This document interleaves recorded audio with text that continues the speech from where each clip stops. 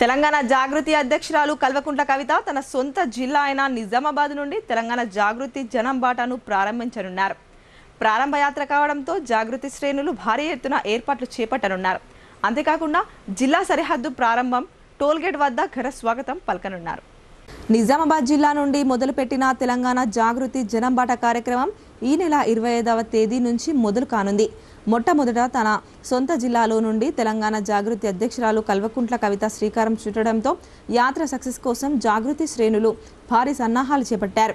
జిల్లాలో 2 రోజుల పర్యటనలో భాగంగా తెలంగాణ జాగృతి అధ్యక్షురాలు కవిత ఈ నెల 25వ తేదీ ఉదయం 9 గంటలకు బంజారా హిల్స్లోని తెలంగాణ జాగృతి కార్యాలయం నుంచి బయలుదేరి అసెంబ్లీ ఎదురుగా ఉన్న గన్ పార్క్లోని అమరవీరుల స్తూపం వద్దకు చేరుకొని నివాళులర్పిస్తారు. గన్ పార్క్ వద్ద ఉదయం 9:30 మీడియాతో మాట్లాడతారు.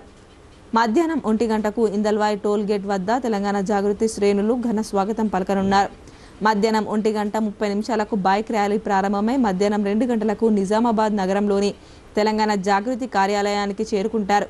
తెలంగాణ జాగృతి కార్యాలయ ఆవరణలో తెలంగాణ తల్లి విగ్రహానికి తెలంగాణ జాగృతి రాష్ట్ర అధ్యక్షురాలు కల్వకుంట్ల కవిత నివాళులర్పిస్తారు. అనంతరం ప్రజలను ఉద్దేశించి మాట్లాడతారు. మధ్యాహ్నం 4 గంటలకు నవీపేట్ మండలం ఎంచా గ్రామంలో గోదావరి వరద ముంపు బాధితులతో సమావేశమవుతారు. సాయంత్రం 6 గంటలకు నందిపేట్ మండలం